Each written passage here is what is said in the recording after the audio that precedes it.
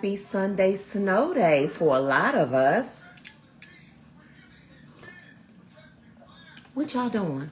I act like it's morning time. It's 4 o'clock in the evening. Whew. I have not relaxed this much in a long time. I'm so glad that I'm stuck in the house. I'm so glad. And I don't know what all y'all snow food is, but listen, I'm good with a peanut butter and jelly. That's what I'm eating for my afternoon snack. And for me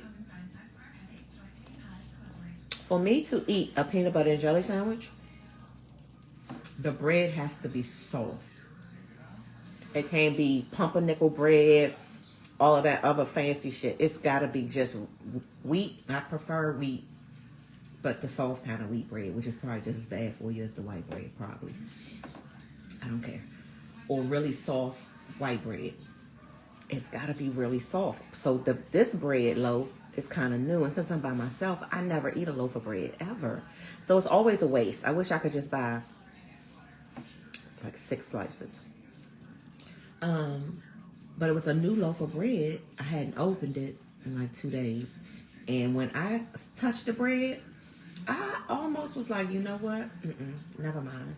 You're not soft enough for peanut butter and jelly. You soft enough if I'm going to make toast, but not for nothing else. But then I was like, I already had my mind set on peanut butter and jelly. You know how when you have your mind set on something? So I was like, it's not as soft as I want it to be, but it's still good. Do you all put peanut butter on one side of your bread and jelly on the oven, then stick it together? Or do you put your peanut butter on first and then the jelly on top and then put the bread on top? Or do you put the jelly on first? Ew, that's hard though. If you put the jelly on first and then try to put the peanut butter, maybe you put the peanut butter on the other side and you just, like I said earlier, mash it together. How y'all do y'all's?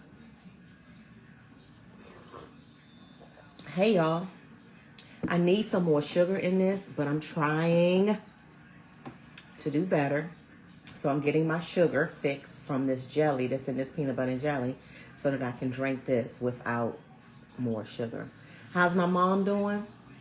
I'm going to get to that 1 second. The other thing I wanted to tell y'all about peanut butter is I'm a weirdo. I will eat a peanut butter and jelly sandwich on really super soft bread. You cannot pack it with peanut butter though, or jelly. It's got to be just right. So usually I won't eat nobody else's peanut butter and jelly except my own. I got to make it. So I'll come to your house and be like, I'll make it myself. But the other thing is, I don't like peanut butter. Isn't that weird? I'm a weirdo. You will never see me eat a scoop of peanut butter. You will never, ever see me like, y'all be dipping your celery and dipping your apples and stuff in peanut butter. That is the most disgusting thing ever that I can even imagine. Not the most, but in the top 10. You eat peanut butter jelly on crackers? My mother and them used to do that. They used to do saltine or Ritz crackers. Ew. No, it has to be soft bread. Peanut butter and jelly for me has to be really soft bread. And today really did not make the cut. It's not as soft as I needed to be, but I had my mind set on peanut butter and jelly. But I would never eat peanut butter on ever outside of a peanut butter and jelly sandwich that I make myself. I will never eat peanut butter. I don't like peanut butter. Isn't that weird? Daisy, you watching from Kenya. What time is it in Kenya? And what's the weather in Kenya right now? Like right now. How's my mother doing? The nurse's station didn't answer the phone. You know, we all snowed in, so none of us can get up there today. I was looking for someone on one of my friends on Facebook that maybe know somebody that worked there. So I posted something so that I can get somebody to go and check on her for me. But I haven't gotten anybody to hit me back on that yet. But the last 3 days in a row, my mother has done better. I don't have I don't think I have video footage from yesterday, because sometimes, you know, especially when my sister goes, they do different stuff, right? Me and Ma sing together. We talk. We always, you know, that kind of stuff. When Cheryl goes, Cheryl does different things with her. So they're playing, what's that thing on Ma's phone? Tic-tac-toe, stuff like that, right? So I don't have a lot of footage from the last few days, but what I will say is the last 3 days in a row, my mom's intense pain has decreased. I think I have video coverage of her saying, I said, Ma, how you feeling? And she said, not so bad. And I haven't gotten that in weeks.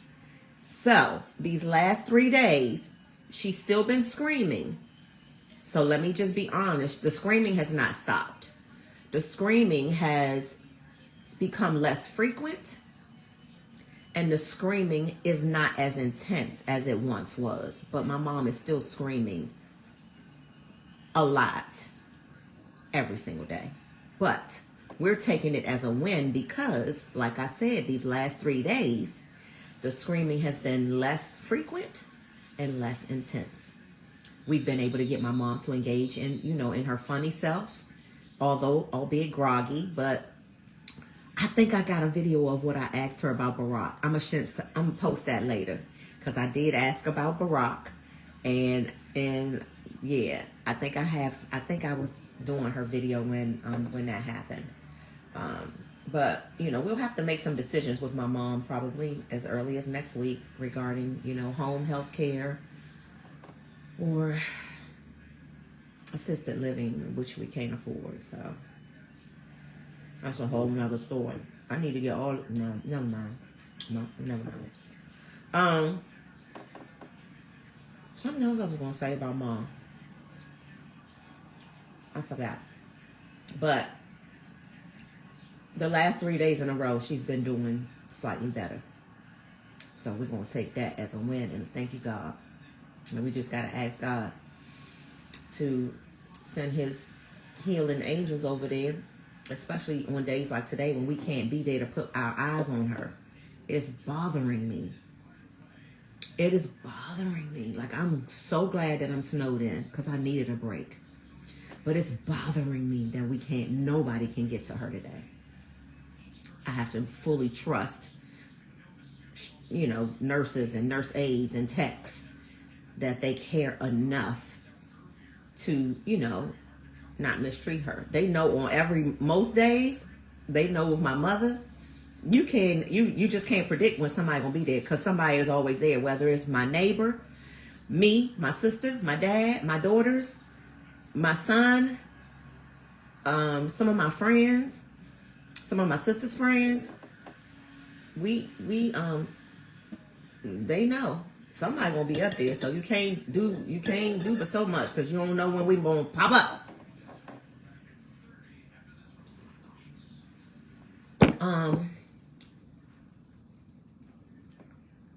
What else I want to tell y'all?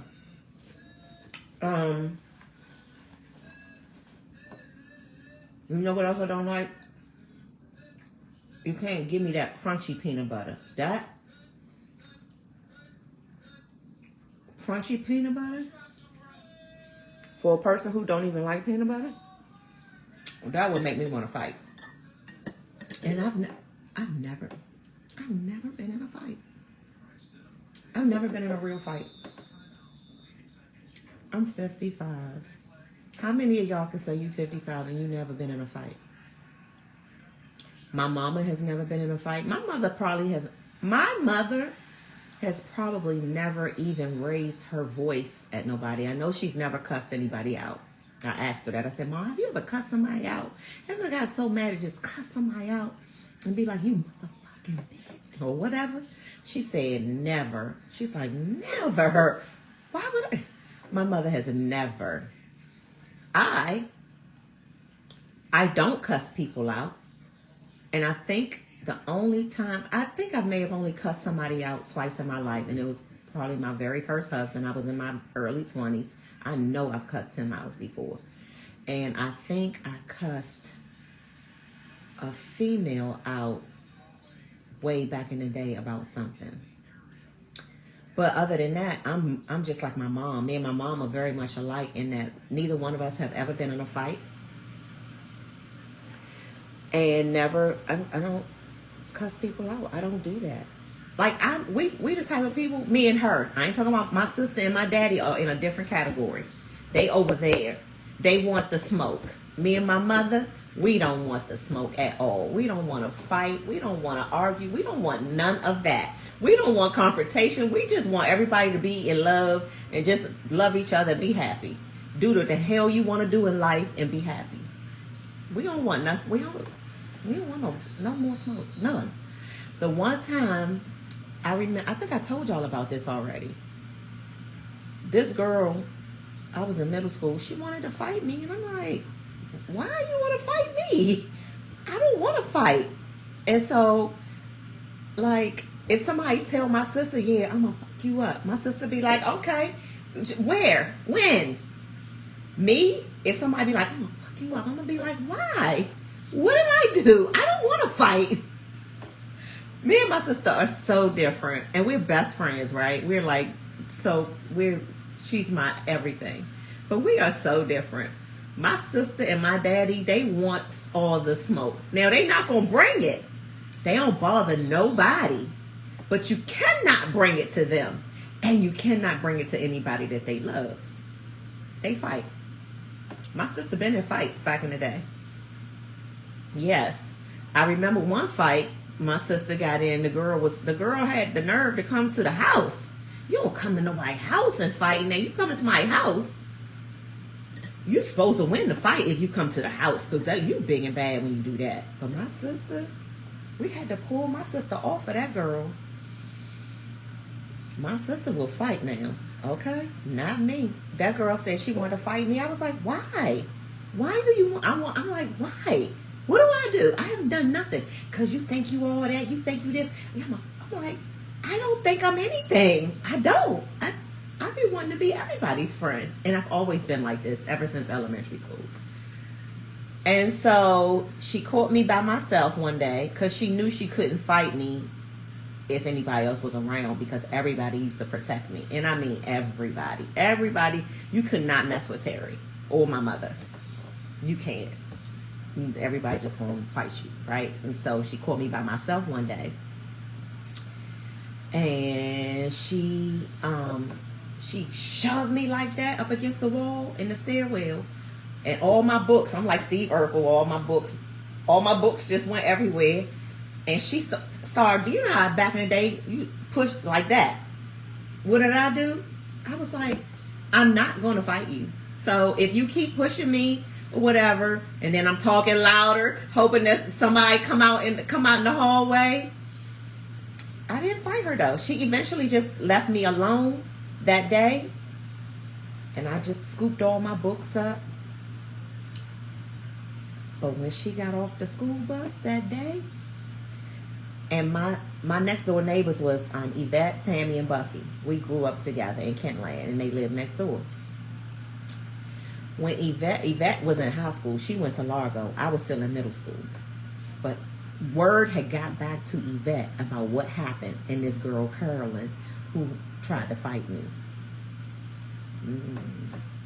When Carolyn got off that school bus that day, Yvette was waiting for her, and Yvette beat her ass and said, you better not ever F with Terry ever again. And I think, I'm not sure, but I think after that, Carolyn ended up trying to be my friend. And what did I do? I let her be my friend. That's just me. And that's why people always be like, how you going, you shouldn't even be talking to this person. How you going to let somebody do this, that, and the other, and you still, I'm like, if it weren't for people like me and my mom, then those kind of people, mean people, they would have no friends. They need at least one friend.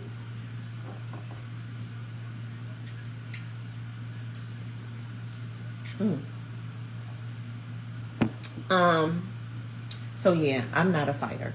Never been in a fight. Well, Sabrina, since you want here, Sabrina, I should go ahead and just tell them what happened and how you let Joel Lucas beat me up when you were supposed to be the one fighting him, because the beef was between you and Joel. But I'm standing up for you like you ain't gonna fight my friend, and then you ain't even gonna fight. Yes, I remember. We was in elementary school. So you owe me, Sabrina. Even in our 50s, if I call you tomorrow and be like, I need you to slap the mess out of XYZ, you're going to have to do it. Because I took one for you in elementary school.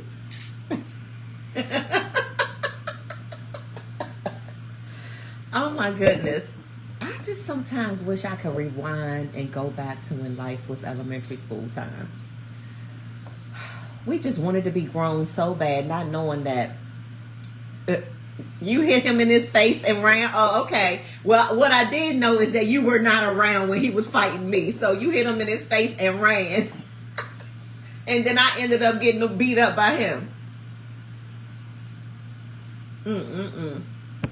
Those were such the good old days. Oh, they were such the good old days. I just wish I could go back. I do. I wish I could go back to those good old days. Elementary school, wanting to be so grown and stuff, not knowing that being grown comes with a whole bunch of shit. Hey, Ebony, being grown comes with a lot of stuff. Take me back to being in elementary school. And I'll do that part over again. I could do elementary school, middle school, and high school, and then take me back again. Elementary school, middle school, high school. Let me live that part of life. I would love to do that. Because being a grown-up, it has been, I must say, I have had one hell of a roller coaster ride as an adult. I dropped out of college at 22 because I got pregnant. So I dropped out of college, never finished. Dropped out of college, got pregnant, had to hurry up and get married because I couldn't tell my parents that I was pregnant. Well, I couldn't tell my dad. My mom knew. Me and my mom had a pact. She was just like, who gonna tell him? You ain't married? What? I was like, I ain't gonna tell him, Mom. Who? She said, I'm not telling him. She said, but what I will do is keep it a secret from him, and you and him, Demetrius, got to figure what you better do, bust a move.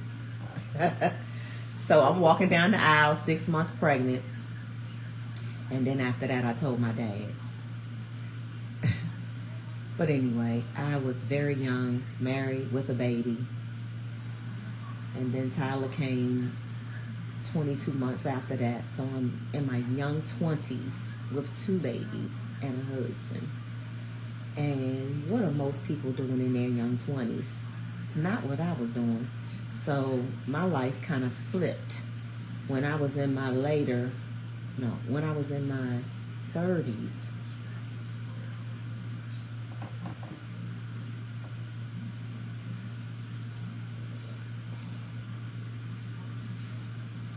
It'll be in the book.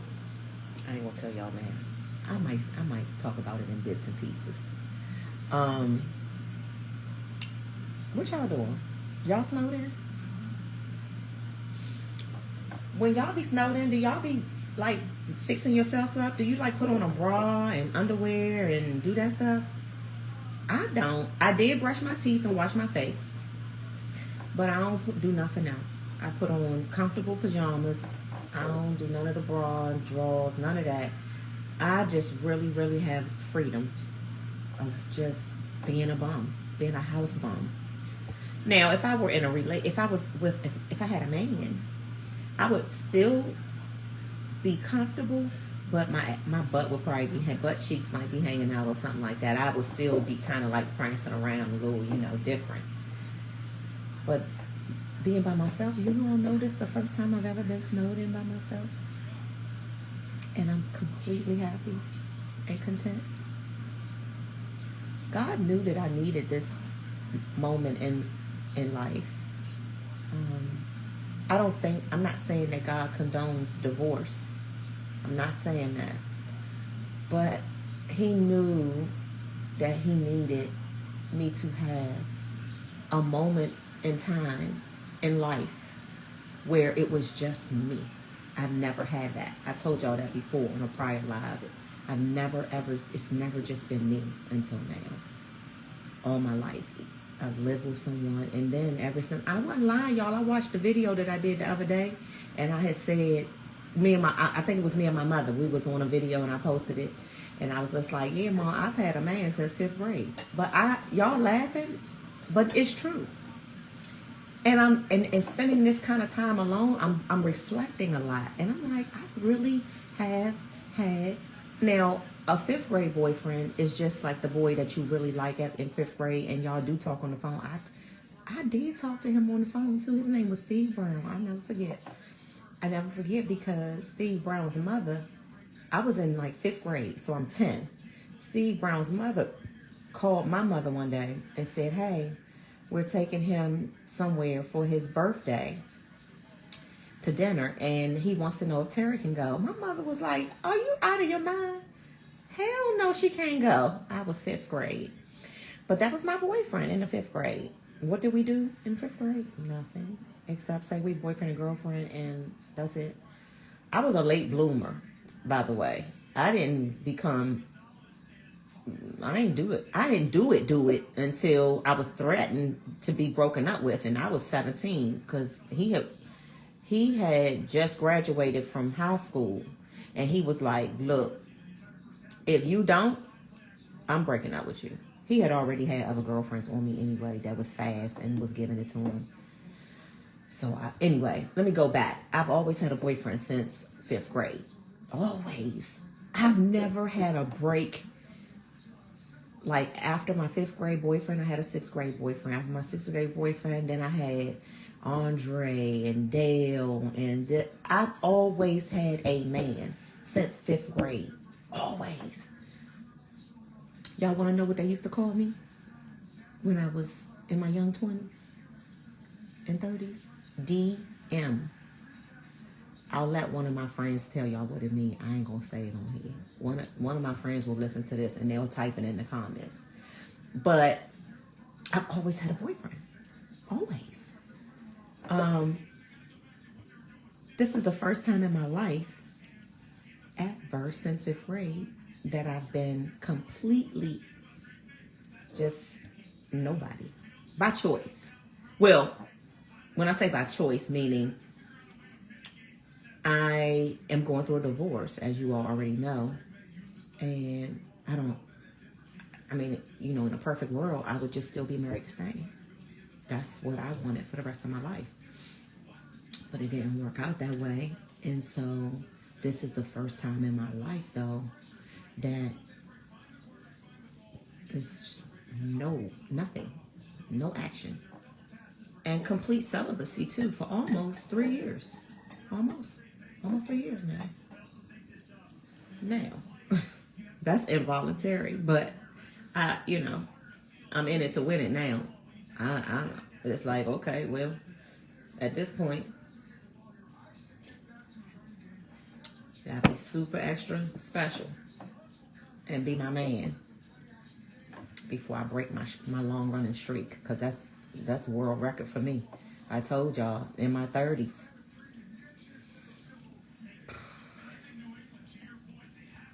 Anyway, this is the first time I've ever had this kind of life. Never been snowed in by myself. Never went all of these months and stuff with no man. I could have a man. Yes, of course. Of course my DMs look like it's crazy. But I don't pay attention to that stuff. I'm just in a different space right now. And the next person will have to, I will have to know that I know that I know that God sent him to me before I even entertain it seriously. For real. I will be like, oh, I know this is God sent. It would have to be like that. Yeah, it would. Otherwise, I'm cool being T-Ma and trying to figure out my life and taking care of my mother. And Davida!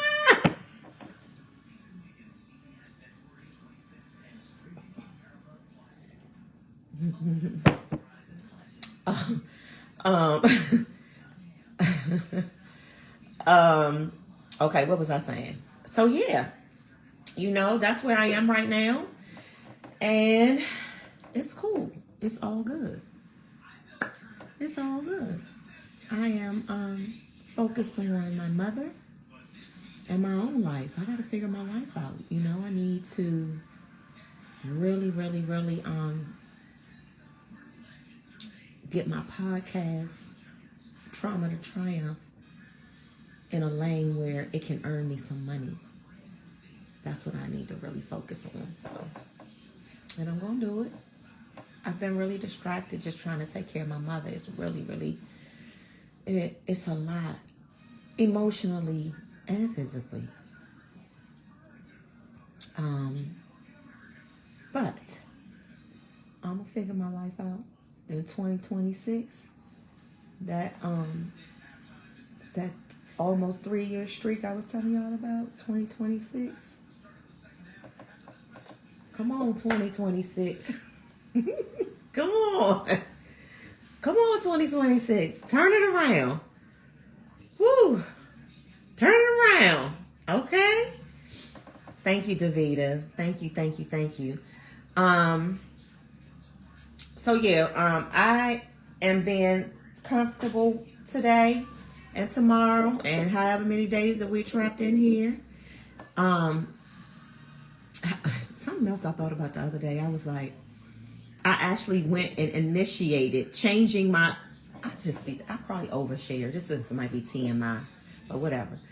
I was like, I had already gotten dressed and I had on some of those bikini underwear. And I was like, you know what? I don't feel like this today. I don't, it's not like I'm trying to be sexy for somebody because, I'm not in a situation right now. And sometimes, only women with fupas will understand this. Sometimes I just want the underwear to just come up and just cover the fupa and the whole butt. And that's how I was feeling. And I went and took those pants off, took those bikinis off, and found my favorite granny panties and was like, oh, I feel so much better. Sometimes it just be like that, y'all. Sometimes it just, I'm cool if I don't ever wear another thong a day in my life. But again, I mean, if I'm in a situation, I'm gonna do what I gotta do, because I do believe that we as women, if we have a man, we're supposed to walk around sexy. Most of the time. Sometimes. You're supposed to have on a thong sometimes. You're supposed to have your butt cheeks hanging out sometimes. T-shirt with no panties on sometimes. You're supposed to do those things. I never learned that from my mother. I had to learn that through life experiences and through men teaching me. My mother, I never grew up seeing none of that. Let's be clear.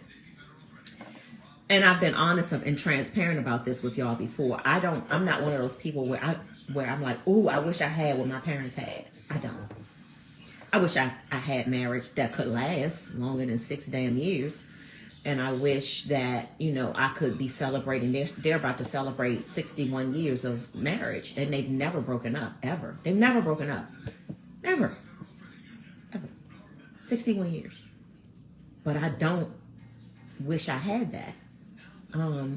I never saw my parents, kiss on each other. And I never saw my mom even pretend that she was going to wear something sexy for him. So I don't be with that. Some of the stuff that I saw. So I'm just telling y'all, if you got a man and y'all be in the same space, you do supposed to walk around sexy. Sometimes. And give yourself a pass every now and then and put on your granny panties. But that's another good thing, that I ain't got to worry about having to be sexy. I can wear my granny panties and be comfortable. Baby, I pull them up over top of my fupa and just be happy. I ain't got to be pulling wedgies out, all of that. I have a big butt. And you got to be pulling, I don't want that. And then the thong, it's always in my, I don't want that if I don't have to.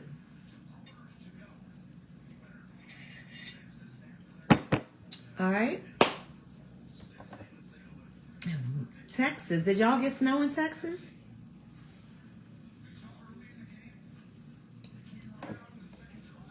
Who not being sexy? You not being sexy at home, Tina? You ain't walking around with them ass cheeks out, Tina. You not. Well, yeah. I listen. I think that's important sometimes, not all the time, because then they expect it, and then when you don't do it, it's a problem. But sometimes, I think you should. And men too. I think that men should walk around sometimes and smell good. Don't always just smell like sweaty nuts or whatever. Smell good and have his nails manicured. And I can't stand no man with nails. I'm sorry. Everybody have their own preferences and stuff. If you got nails, and some of y'all do, this gives me the ick. It does. I can't stand it. My nails need to be all the way down, all the way, almost so bad that you see the skin. So, older people were not open to showing it. I guess that's what it was, because I never saw that, and it really, it did something. It did a different thing for me. Let me tell y'all something real quick. Did I tell y'all this already? If I did, I'm sorry. You know I'm old and I be forgetting stuff. Not seeing that affection growing up made my sister be more like that. She's always been like that. Like what she saw my parents be, my sister's that way. She's not affectionate. She will let me kiss her, but I have to tackle her to get a kiss. She'll let me hug her, but it's like, but I know she loved me, right? She's just not an affectionate person. She saw, but that's what we saw growing up. My parents weren't like that. I always craved it because I didn't see it. You see the different impacts that it can have? Me and Cheryl grew up with the same parents, same mama, same daddy, same upbringing. And my parents showed no affection towards each other. And my sister grew up to be just like that. Me, on the other hand, I grew up craving what I didn't see. And craving that created problems. You think about a young girl who craves affection.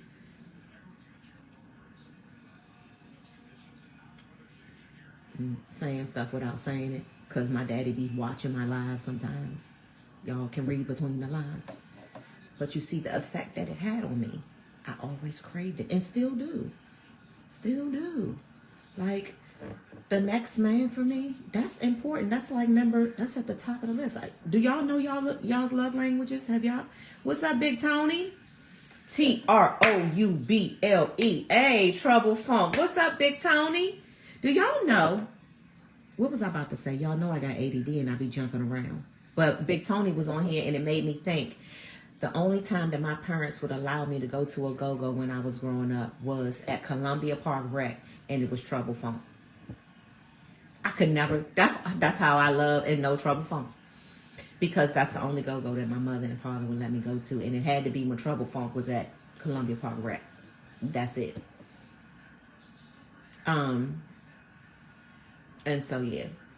So back to, what was I telling y'all about the impact that not seeing affection had on me and my sister growing up. I craved it all my life, chased it all my life. My sister was like all her life. And it's so interesting to see how that can turn out because sometimes you want or you turn out to and do the things that you saw growing up, and sometimes you do just the opposite. My first husband is so fine. Listen, back there in those times, baby, he was the finest thing smoking in high school. That's why I was in 9th grade. I was just like, oh yeah, by the end of the school year, he gonna be mine. And did. And was. But it came with a lot of stuff, y'all. I can't put him on blast because he's my kid's dad. And he's, still alive and stuff, so. Well, a lot of people who know us, they know. Lord, I got out of it alive. And I got 2 amazing daughters. Amazing daughters. And he was a great dad. What I will say, and have always said, he was a great daddy to Tierra and Tyler Johnson. 1,000%. Until he was. I mean, until they got to be like teenagers. And then that's their story to tell from that point on, not mine. But yeah, I've always craved affection and love all my life, and still do. So the next man who shows up that God sends for me, he gonna have to be heavy on the affection and all of that stuff. I have to have that. It's non-negotiable. My mother, she cool on it. She don't care about that. My sister, she cool on it. They don't care about that. I do. Have y'all ever done that thing where you know what your love language is? Mine is, the number one was physical touch. Hence, what I've already told you. And my second one, my second highest. So everybody has, you know, you can rank yourself with number 1 and number 2. My number 1 is physical touch, and number 2 is acts of service. I'm always like, do something for me. Do something to make my life easier. Help me. That's a love language for me. I don't ever need a gift. I don't ever need you to praise me. I don't need words of affirmation. I don't need none of that. I don't care about a lot of time spent. I'm low maintenance on that too. I don't care if you at the golf course all day. I don't care, because I got shit to do. But you're gonna have, when you are home, you're gonna have to rub on my feet, let me rub on my back. You gotta be touchy-feely, and you gotta do something. Do something. Like, do something. Make sure that my car is full of gas. Make sure that I never have to go put air in my tires. Make sure that if I can't pay something, take care of it for me without me asking. I am an acts of service type of girl. You got to do something. Do it. Do something. Do something. That's what shows me love. Do something. Or if you do this, or do this, then I'll be like, all right, I've talked y'all's heads off today. I don't think I've ever been on here this long. So, and I'm missing the game. So I'm a football girl. I'm missing the game. I forgot. Let's talk later. Who's going to the Super Bowl? I'm doing my prediction right now. What's y'all's? Mine is the New England Patriots and the Seattle Seahawks.